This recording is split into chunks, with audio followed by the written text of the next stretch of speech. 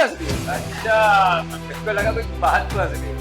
मेरे को देखो पर खुले आम बोल रहा हूँ कि आपको बहुत सारा प्यार। एमपी ग्राम में दिया है, कन्वर्ट करो किलोग्राम में 10⁻³ और पूरे क्वेश्चन को सॉल्व किया, आंसर 530 जूल के अप्रॉक्स आंसर आएगा। एनर्जी थी body just striking the ground, किस पे कन्वर्ट हो गई होगी? काइनेटिक एनर्जी में।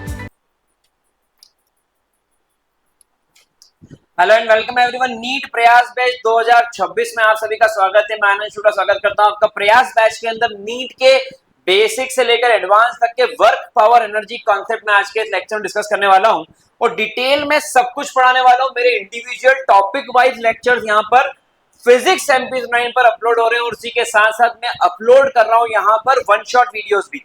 तो अगर आपने पहले टॉपिक वाइज नहीं देखे तो वो देख लें, PYQs देख लें, कैसे प्रैक्टिस करना वो देख लो, फिर वन शॉट पे आ जाएं। तो इस तरीके से आपको complete content study material physics MP9 platform पर बड़ी आसानी से अवेलेबल हो जाएगा और आप जितनी फोकस्ड प्रैक्टिस करेंगे उतना आपके लिए अच्छा रहेगा। अब शुरू करते हैं आज का लेक्चर, ध्यान समझिएगा। Work done by a variable force. अब अगर मैं बात करता हूं वेरिएबल फोर्स, तो जब आपने कांस्टेंट फोर्स पढ़ा था तो आपने पढ़ा था work done is equals to force into displacement. तो वर्क डन क्या होगा? Work done is equal to force into displacement. अगर मैं वेरिएबल फोर्स की बात करता हूं तो वेरिएबल फोर्स का केस कैसा आता है वो देखिएगा कि यहां पर एक बॉडी के ऊपर फोर्स अप्लाई हुआ इस तरीके से और यहां से यहां तक इस बॉडी का क्या है? डिस्प्लेसमेंट। बॉडी कहां से कहां तक डिस्प्लेस हुई? मेरा कहना है ए से लेकर बी तक। डन, तो वर्क डन का फॉर्मूला बना W is equals to F dot dx और इंटीग्रेशन कहां से कहां तक हुआ? x1 से x2 तक। इस फॉर्म में जब क्वेश्चन जाएगा तो ये आपका वेरिएबल फोर्स का क्वेश्चन होगा। और आप सभी को बहुत सारा प्यार किया, आपने इतना सपोर्ट दिया, इतना मदद करी, इतना साथ दिया, वीडियोस को देखते हैं, अच्छे से कमेंट डालते हैं, उसके लिए बहुत बहुत तहे दिल से आप सभी का धन्यवाद। ठीक है, मैं यहां पर खुलेआम बोल रहा हूं कि आपको बहुत सारा प्यार, धन्यवाद। चलिए यहां पर बात करते हैं तो फोर्स कितना है? तो फोर्स आपको जो मेंशन है 2019 का क्वेश्चन देखिए नीट का, फोर्स आपको जो मेंशन है वो है 20 + 10 y। एक ton of particle in Y direction newton work done. Work done की वैल्यू कितनी होगी? तो ये कहां से कहां तक हो रहा है? y की वैल्यू 0 से 1 तक, y की वैल्यू 0 से 1 तक। तो w is equal to f dot dy integration 0 से। फोर्स का फॉर्मूला क्या है? 20 + 10 और यहां पर क्या आएगा? और 0 से। क्या इसमें कोई दिक्कत?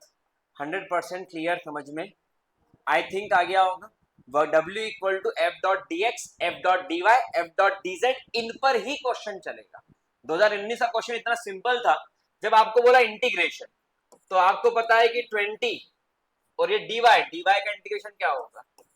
y और 10 y का इंटीग्रेशन क्या होगा? और लिमिट 0 से 1। अब आपने पहले 1 पुट करा और 0 पुट करने पे तो खेल वैसे ही खत्म हो गया। ये कितना आया? 5। ये कितना आया? 25। तो वर्क डन कितना आ गया? 25। अब लोगों ने बड़ा हल्ला मचा रखा है कि नीट का सिलेबस तो बहुत टफ है। तो क्या ये क्वेश्चन टफ था? आप लोग इतने सारे बच्चे पढ़ रहे हैं, बताएं क्या ये क्वेश्चन टफ था या लोगों ने माहौल बना रखा है मार्केट में ताकि उनकी वैल्यू बढ़ जाए? लोगों ने जब माहौल बना रखा है कि उनकी वैल्यू बढ़ जाए, नीट का सिलेबस कोई टफ सिलेबस नहीं, बड़ी आसानी से अटेम्प्ट होता है नीट जेईई मेंस। कोई लोड नहीं, जरूरत ही नहीं, इट्स मोस्ट सिंपलेस्ट क्वेश्चन। क्या ये सभी को क्लियर है? फटाफट से रिप्लाई करें कमेंट बॉक्स में, आगे बढ़ते हैं। अगला क्वेश्चन 2011 का ये क्वेश्चन है और इस क्वेश्चन के अंदर बोला गया है कि फोर्स लग रहा है पार्टिकल पे moving in a straight line. Force लग रहा है particle moving in straight line with distance d as shown in figure। The work done on the particle during the displacement of 12 metre. Particle पे work done कितना होगा जब वो displacement कितना हो रहा है? 12 मीटर डिस्प्लेसमेंट हो रहा है, तो वर्क डन कितना होगा? अब वर्क डन कहां से कहां तक के पार्ट को इसके अंदर कवर करेंगे, फटाफट से बताएं, देखते हैं कहां से कहां तक के पार्ट को वर्क डन बोलेंगे। अगर ग्राफ फोर्स और डिस्प्लेसमेंट के बीच में है तो जो इसका एरिया है वही इसका क्या होगा? Work done. अब एरिया कितना है? तो work done is equal to area, इसको ए नाम दे दूं, बी, सी और, तो क्या आप ये वाला एरिया निकाल सकते हैं? Area A B C D और दूसरा एरिया, कौन सा एरिया दूसरा वाला? बी सी और ई बोल दो इसको, बी सी और ई। ए बी सी डी का एरिया कितना होगा, तो लेंथ इंटू विड्थ, 7 में से 3 गए तो कितना आया 4, और ये कितना है 2, तो 4 इंटू 2। और ये वाला तो एरिया ऑफ ट्राइंगल फॉर्मूला क्या होता है 1/2, बेस कितना है 12 माइनस 7 5, और हाइट कितनी 2, तो यहां पर भी आ गया 5 इंटू। अब जो चीज समझाना चाह रहा हूं 2 मिनट रुकना, मैं सिखा देता हूं। ये हो गया 8 और ये 5, देखना 13 जूल आंसर है। तो ये आपका इसका आंसर आ गया 13 जूल। फिर से डी ऑप्शन, काफी ऑप्शन डी के दे रहे हैं नीट वाले। ऐसा बच्चा सोचेगा 2011 में तो फिर बार बार वो देखेगा डी डी, तो आखिर में जाके डी ऑप्शन लग जाएगा। तो डी जो होता है वो कभी गलत नहीं होता, और अगर डी को फॉलो करोगे तो सही आंसर आ जाएगा। ऐसा तो मेरा पर्सनली मानना, आपको अपना डिसाइड करना है। ठीक है, क्लियर होगी मेरी बात शायद। चलिए तो यहां पर बात करते हैं। तो इस क्वेश्चन के अंदर जब आपको वर्क डन पूछा तो फोर्स और डिस्प्लेसमेंट, ग्राफ पे फोर्स और डिस्प्लेसमेंट का जो एरिया है वही क्या कहलाएगा उसका वर्क डन। फोर्स और डिस्प्लेसमेंट का एरिया क्या कहलाएगा। आई थिंक सबको मेरी बात पकड़ में आ रही होगी, 100% क्लियर होगा। आगे बढ़ जाऊं, फटाफट से इसको नोट डाउन कर लीजिए। बच्चे वीडियो देख रहे हैं नोट डाउन करते जाएंगे, उनको लगता है तो उनके काफी अच्छा कलेक्शन स्टार्ट हो जाएगा।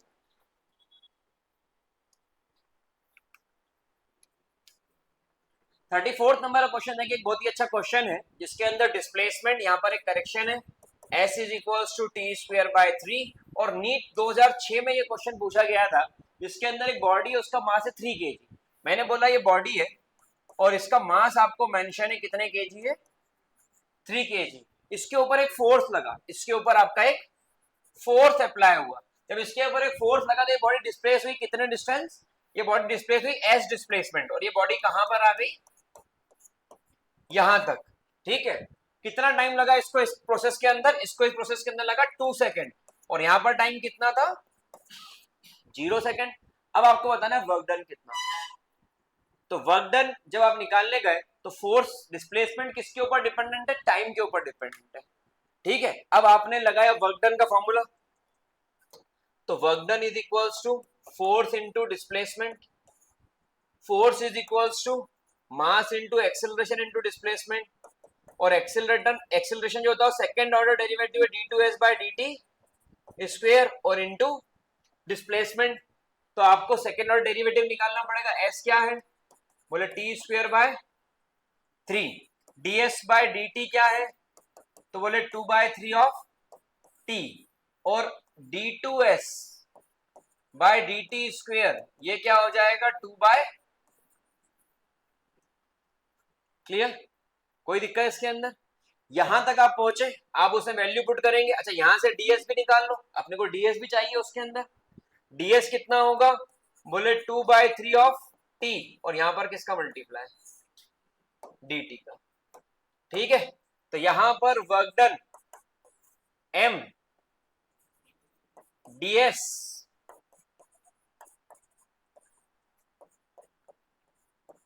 और d2s, मास की वैल्यू पुट कर ही देता हूं। फिर मास कितने केजी है 3 kg, और लिमिट कहां से कहां तक है 0 से 2 सेकेंड। क्या ये 3 इस 3 को कट कर देगा, 2 2 जा 4, 4/3 क्या बाहर कर दूं, इंटीग्रेशन क्या बचा t, लिमिट 0 से। तो यहां पर जो वर्क डन निकला वो निकला 4/3, t का integration t square by 2, limit 0 से। ये फिर कट कर सकता है 2/3, पहले अपर लिमिट पुट हुई 2 का स्क्वायर, फिर लोअर लिमिट पुट हुई 0, 4 2 जा 8, आंसर कितना आ गया। वर्क डन की यूनिट क्या होती है, तो मेरे हिसाब से इसका आंसर डी होना चाहिए। तो बड़ा सिंपल सा कॉन्सेप्ट था इसके अंदर कि आपको किस तरीके से अप्रोच करना है। उसके जो हार्ट ऑफ द क्वेश्चन है, जिसको बोलूंगा जिसके बिना एक क्वेश्चन नहीं हो सकता था, हार्ट ऑफ द क्वेश्चन ये वाला पार्ट है। अगर ये नहीं आता तो आप क्वेश्चन को कर ही नहीं सकते थे, क्योंकि आपको ये समझ में आया होगा तो अब आप क्वेश्चन को अप्रोच भी कर पाओगे। क्या मेरी बात समझ में तो नहीं आ रही समझ में, कोई दिक्कत नहीं किसी को भी। चलिए फटाफट से नोट डाउन करिए, आगे बढ़ते हैं। 2005 नीट के एग्जाम में एक क्वेश्चन आया था, और वो क्वेश्चन क्या था मेडिकल एंट्रेंस के लिए, इसको ध्यान समझिए। एक फोर्स F लग रहा है ऑब्जेक्ट पे, जो वेरी कर रहा है, वेरिएबल फोर्स का केस है. Distance x as shown in here, the force in Newton, x in meter, the work done by the force in moving an object from x equal to 0 से लेकर x equal to 6 metre. Work done कितना लगेगा? यहां पर work done कितना है? यहां पर वर्क डन कितना है? अगर मैं बोलता हूं वर्क डन W1, तो आपको पता है कि फोर्स और डिस्प्लेसमेंट अगर ग्राफ है तो work done will be the area under the graph होता है. बस इतना सा कॉन्सेप्ट बेटा आप समझ लो तो आपसे एग्जाम का क्वेश्चन अटेम्प्ट हो जाएगा. इतना सा कॉन्सेप्ट समझना है आपको. W1 कितना होगा? तो ये होता है formula rectangle length into width, 3 into 3 मतलब स्क्वायर शेप है. तो W1 हो गया 9 और इसकी यूनिट क्या आ गई? जूल. W2 ये निकालना है 1/2. अब बेस कितना है? तो 6 से 3 तो 3 मीटर. और हाइट कितनी है? तो ये तो 3 है ही सही. तो 1/2 3 into 3 9/2 तो कितना आ जाएगा? 4 पॉइंट. तो वर्क डन 2 कितना आ गया? 4.5 जूल्स. तो net work done, total work done कितना होगा? तो work done 1 plus work done 9 plus 4 point, तो ये कितना हो गया? 13 पॉइंट. ये वैल्यू किसकी आ गई? ये आ गया वर्क डन W 13.5. अब ये क्वेश्चन का आंसर 13.5 ये रहा, बी ऑप्शन. तो सिर्फ कॉन्सेप्ट चाहिए था और ये क्वेश्चन नीट का आपका आसानी से बन गया. शायद ही किसको ये था समझ में नहीं आया हूँ, क्योंकि अप्रोच आसान है और 1 मिनट से कम समय में समझाते हुए इस क्वेश्चन को सॉल्व कर दिया, समझाते हुए.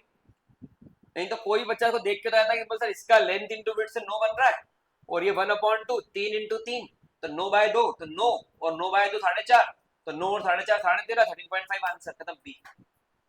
टफ नहीं है नीट क्वेश्चन, लेकिन एक डर जो है वही बस आपको रिजल्ट निकालने नहीं देता है. जितना ही पढ़ रहे हैं उनको पढ़े समझे और लिखे यहाँ पर तो बहुत अच्छा रहेगा आपके लिए. फटाफट से नोट डाउन करें अगला क्वेश्चन. चलिए क्वेश्चन नंबर 36 देखें. फोर्स ऑफ 3 ग्राम पार्टिकल का वेट दिया हुआ 3 gram mass. Such with the position of particle time Vx equal to, क्या इक्वेशन गिवन है? 3t minus 4t square plus t cube. 1998 बहुत पुराना क्वेश्चन, लेकिन कितनी अच्छी चीज सिखा रहा है उसको आप देखें. Work done during the first 4 seconds is. तो बॉडी इनिशियली मान लेते 0 सेकेंड t पर बॉडी यहां पर है और t इक्वल टू 4 सेकेंड पर बॉडी यहां पर है जिसका मास है 3 ग्राम. इसकी यूनिट कन्वर्ट करना होगी, यूनिट कन्वर्ट करना पड़ेगी. ठीक है, आपको मास गिवन है, टाइम गिवन है, पोजीशन चेंज हो रही है, बॉडी मोशन में आ रही है, कौन सी एनर्जी कन्वर्ट हो रही है? ये कन्वर्ट हो रही है kinetic energy. What is the formula of kinetic energy? It is 1/2 mv². तो वर्क एनर्जी थ्योरम जब आप लगाने जाओगे तो आप बोलोगे काइनेटिक एनर्जी 4 सेकंड पे माइनस काइनेटिक एनर्जी 0 सेकंड पे. तो काइनेटिक एनर्जी फॉर्मूला लगा 1/2, m को बाहर करो, v 4 सेकंड और v 0 सेकंड. अब v कैसे निकलेगा? अब इस क्वेश्चन में क्वेश्चन आप कहां देख रहे थे और क्वेश्चन कहां एग्जिस्ट कर रहा है कि v इसके अंदर निकलेगा कैसे. ठीक है, सभी को मेरी बात आई थिंक समझ में आ रही होगी. जब मैं v निकालने जाता हूं इस क्वेश्चन में तो v इक्वल टू dxy, जब इसको डिफरेंशिएट करा विद रिस्पेक्ट टू t तो ये कितना हो गया? तो ये v की इक्वेशन. आपने बोला v 0 सेकंड, हर t की जगह 0 रख दो, आंसर कितना आ गया? और आपने बोला v 4 सेकंड तो हर t की जगह 4 रख दो, 4 का स्क्वायर 16, 16 3 48, 48 और 3 51, कितना आ रहा? 19. चेक कर लो. हाँ मैं सही है. तो ये V4 आ गया 19. तो यहां पर आ गया m 3/2, ग्राम को किलोग्राम में कन्वर्ट करा, इसका स्क्वायर करा, 19 का स्क्वायर 361 और 3 का स्क्वायर 9. बताइए मुझे आंसर कितना आ रहा है? 528 10 की -3, 528 530 into 10 to the power -3 joule, मतलब 530 और ये हो गया मिली जूल. 530 क्या आ गया? ये इट्स 530 और इसकी वैल्यू किस में आ गई? It's value is in milli joule. ये 530 मिली जूल आपका आंसर है. तो आपको इसके वेलोसिटी निकालने के लिए यहां पर डिफरेंशिएट करना था और फिर उसके बाद में आपको क्वेश्चन को अप्रोच करना था, तो आपका परफेक्ट आंसर निकल के आता। v कहां से निकला? डिफरेंशिएट करके x को, change in position with respect time. एक बार आपने t की वैल्यू 0 सेकंड रखी और एक बार t की वैल्यू आपने 4 सेकंड रखी, चार दोनों वेलोसिटी आ गई। यहां का वर्क डन ये रहा, काइनेटिक एनर्जी इनिशियल, और यहां पर kinetic energy final, that is equals to work done जो इस प्रोसेस में हुआ। m बाहर करा, m भी ग्राम में दिया है, कन्वर्ट करो किलोग्राम में 10 टू द पावर -3, और पूरे क्वेश्चन को सॉल्व किया, आंसर 530 जूल के अप्रॉक्स आंसर आएगा। वो जूल में आएगा तो 530 530 इंटू 10 टू द पावर -3 होगा। आपने क्या करा, -3 को कन्वर्ट करा मिली जूल्स में, तो ये आंसर आ गया 530 इंटू 530 मिली जूल्स। तो आई थिंक ये सभी को क्लियर होगा। फटाफट से इसको नोट डाउन करिए, फिर आगे बढ़ते हैं अगले क्वेश्चन पे। A position dependent force on a small body, अब बॉडी का मास कितना है? 2 kg, displace it from x equal to, और कहां तक डिस्प्लेस करा x की वैल्यू? दो बार, ये पहला क्वेश्चन है जो दो बार आया है 92 और 94 में, नहीं तो आपने जितने क्वेश्चन देखे होंगे किसी भी कॉम्पिटिटिव एग्जाम में वो एक ही बार आते हैं। तो यहां पर इसने बोला कि ये 0 से 5 मीटर डिस्प्लेस करा, वर्क डन कितना है? अब वर्क डन का फॉर्मूला क्या होता है? तो आपने देखा कि फोर्स क्या गिवन है आपको, फोर्स गिवन है 7 माइनस 2x प्लस 3x का स्क्वायर, ये आपको क्या मेंशन है? फोर्स। अब यहां से आप कैसे कहानी को निकालते हो आप सोचो और इसको अप्रोच करो। मैं आपको 1 मिनट का समय देता हूं। बड़ी आसानी से अटेम्प्ट करने वाला क्वेश्चन है, बड़ी आसानी से। आपको work done force into displacement पता है, तो आप इस क्वेश्चन को बड़ी आसानी से अप्रोच और सॉल्व कर सकते हो।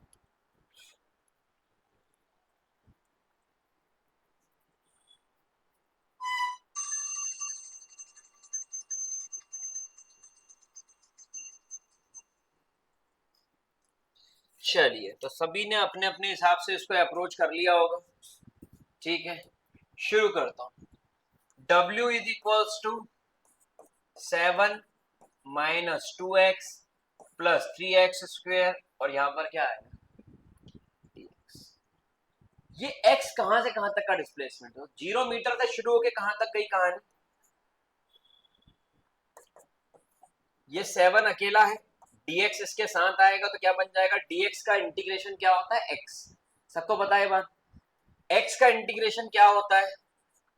X square by 2।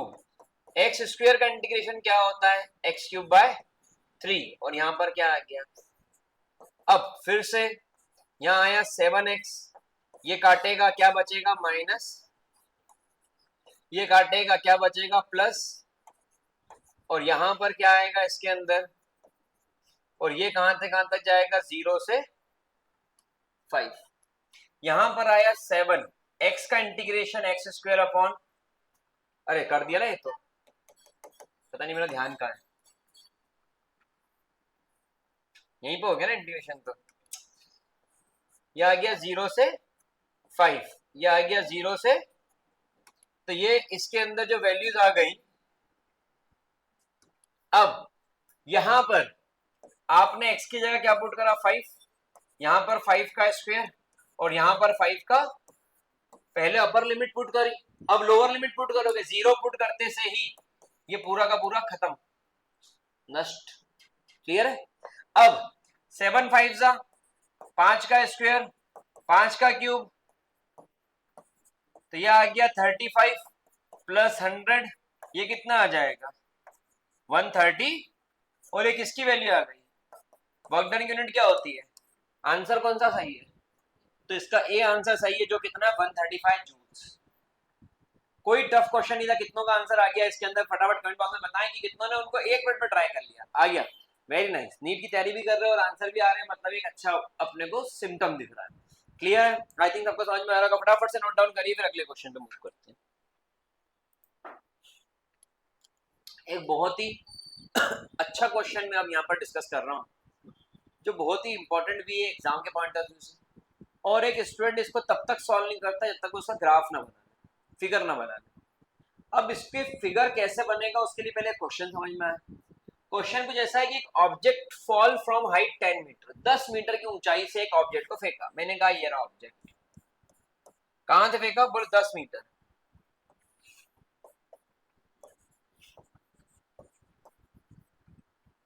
After striking the ground, उसने ग्राउंड पे स्ट्राइक करा, the height up to which object can be bounce back, अब ऑब्जेक्ट टकरा के वापस किस हाइट तक पहुंचा है, मैंने बोला यहां तक पहुंचा है,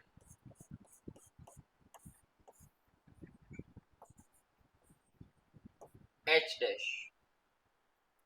तो ऑब्जेक्ट की फर्स्ट पोजीशन, ऑब्जेक्ट की सेकंड पोजीशन, ऑब्जेक्ट की थर्ड पोजीशन, जिस हाइट से गिरा उस हाइट तक क्यों नहीं पहुंचा, क्योंकि एनर्जी लॉस हो गई थी।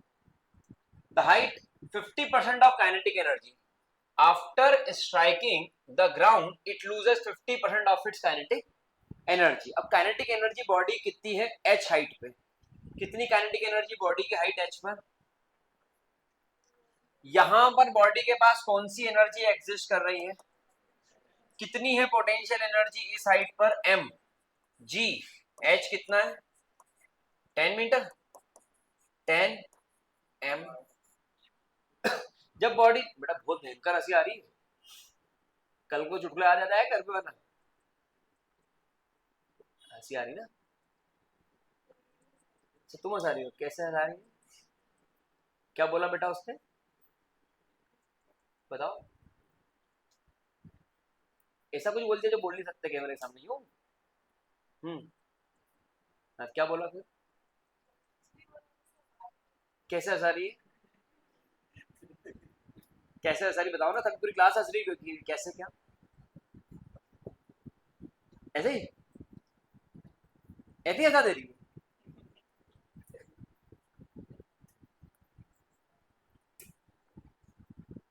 अच्छा बोल नहीं सकते हो बात, ऐसी बात बोलती कैसे, कैसे हंसा रही, फिलहाल तुम पूरी क्लास को हंसा रही हो, कैसे हंसा रही क्या कर रही, मतलब बैठे बैठे ऐसा क्या, अच्छा बेटा हंस रही है, तुमको हंसी आ रही है, अच्छा क्यों हंस रही हो बेटा, मेरे को देख के हंस रही हो, अच्छा मेरे को लगा कोई बात को हंस रही हो, मेरे को देख के हंसी, अच्छा तो इसलिए तुमको हंसी आ रही है, अच्छा ठीक, चल मैं शुरू करूं, बहुत शानदार। तो पोटेंशियल, मैं क्या बोल रहा हूँ, क्वेश्चन 2024 का इंपॉर्टेंट क्वेश्चन है, बच्चा कहाँ शुरू ना हंसने से, बताओ, चलो बहुत बढ़िया। ये जो पूरी पोटेंशियल एनर्जी थी, body just striking the ground, किस में कन्वर्ट हो गई होगी, काइनेटिक एनर्जी में। तो अगर मैंने बोला 1 point potential energy, kinetic energy 2 point पे कितनी हो गई, तो वो हो गई 10 एम जी। ये 2 पॉइंट पर जो है उसको क्या बोलेंगे, इनिशियल काइनेटिक एनर्जी। टकराने के बाद पलटी, टकराने के बाद पलटी, तो ये बॉडी टकराने के बाद पलटी, तो यहाँ 10 एम और ये पलटी 50% बची, 10 एम से टकराई और 50% एनर्जी लॉस हो गई, तो बची कितनी 50%, तो काइनेटिक एनर्जी फाइनल कितनी हो गई 50% ऑफ काइनेटिक एनर्जी इनिशियल, तो 10 एम का 50% कितना होगा 5 एम। ये जो 5 एम है, जो इसकी यहां पर काइनेटिक एनर्जी है, वही इसकी यहां पर क्या हो जाएगी, क्योंकि आप सब जानते हो कि एनर्जी कंजर्व्ड होती है, एनर्जी क्या होती है, तो एनर्जी लॉस होने का सवाल ही नहीं उठता। तो पूरी पूरी पोटेंशियल नीचे गिर रही तो काइनेटिक पे कन्वर्ट हुई, और नीचे से बॉडी को फेंका तो ऊपर पूरी पूरी काइनेटिक पोटेंशियल में कन्वर्ट हो जाएगी। तो ये जो आया 5 mg, ये किसके इक्वल होगा, इस हाइट के पोटेंशियल एनर्जी के बराबर। यहाँ पर बॉडी का मास है, ग्रेविटी g, और हाइट कितनी है h डैश। तो यहाँ पर g से m कट गया, g से g कट गया, तो h डैश कितना आ रहा है, मतलब बॉडी रिबाउंड होने के बाद किस हाइट को टच करेगी 5 मीटर।